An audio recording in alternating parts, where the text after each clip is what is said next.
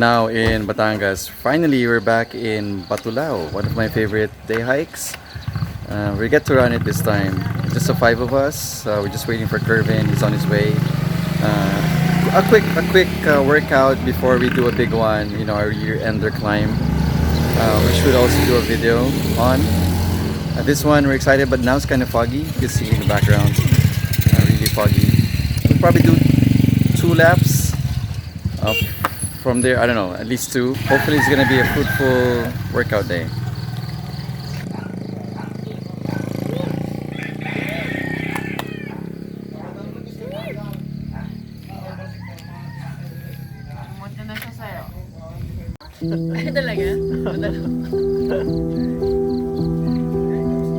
Okay, Kervin's here, so I guess we have to start.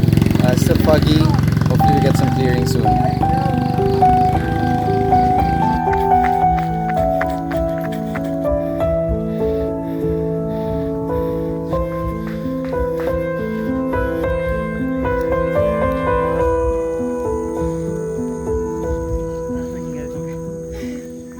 We just passed one of the tolls. We say tolls.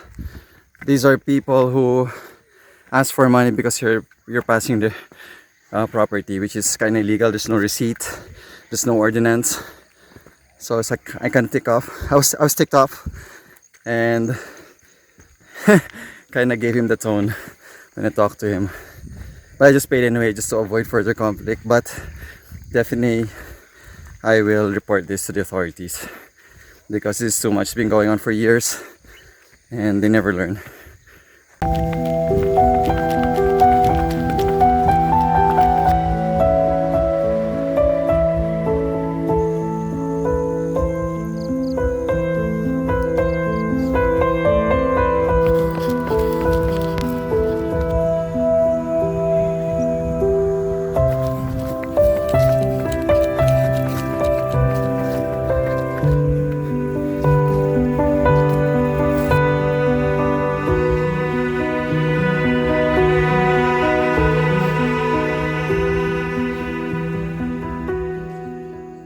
Okay, made it to the campsite. It's still foggy, but we had a good run. That's why we only had like few footage. We kept running. The trail is very runnable, and Blee was fast. She was ahead of us. Yeah, after we've been weaving around, and we found Blee in front of us. So Blee has been doing secret training in UP. Yeah, class over.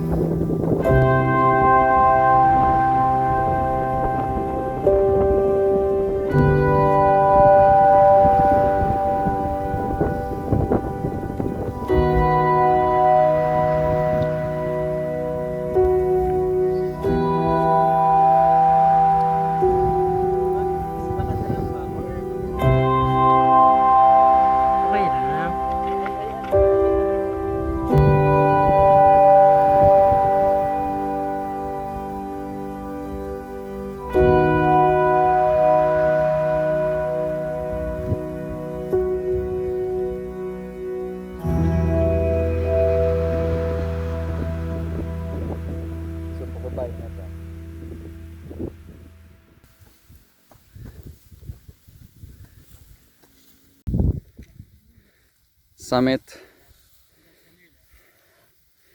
Job.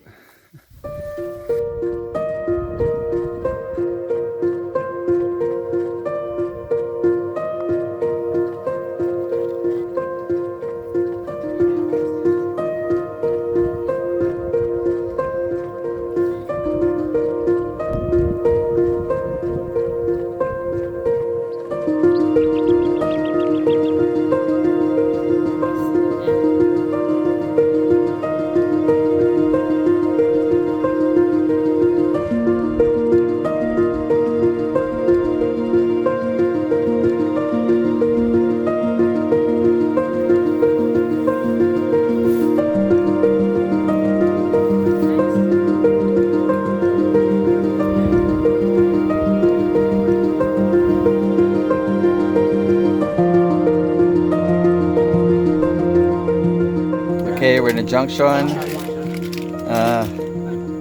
Pretty good. I think we're gonna do another round, and then that's it.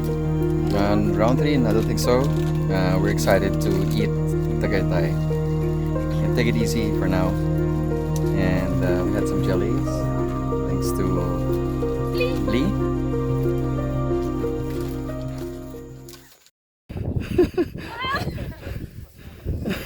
Simon, this is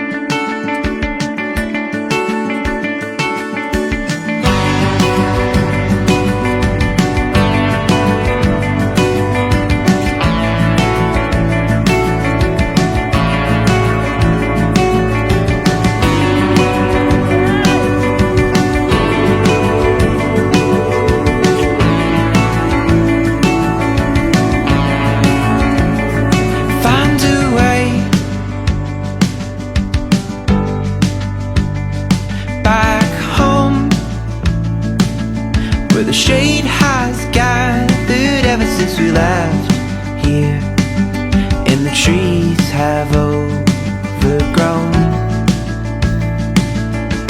I forgot you in a way.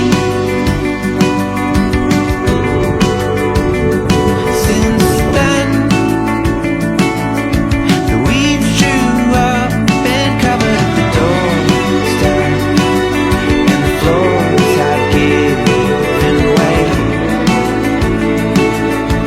I still pray for rain, and in my sleep, the place we meant to keep, I'll lay my head beneath, somewhere the ghosts still meet.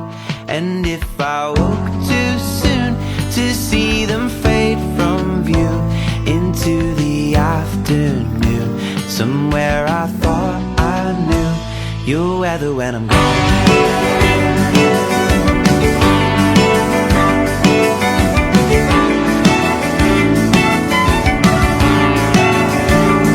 Dead of night, in time. Round 2 summit. Kervin's tired. we're all tired except Simon. Joke. Yep. Yeah, it is tiring. It was hot. A little Coke would help, but there's no Coke. So we just have to press on. But good Wednesday. It's a good Wednesday. Spending in the mountains. 3 days before Christmas. Time, the shapes all sway together where the trees bend and they gather in the light. Then they all just stepped away.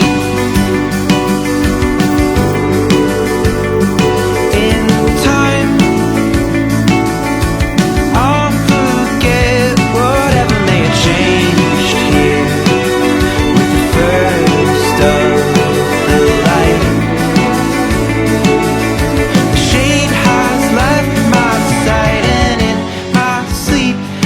place we meant to keep.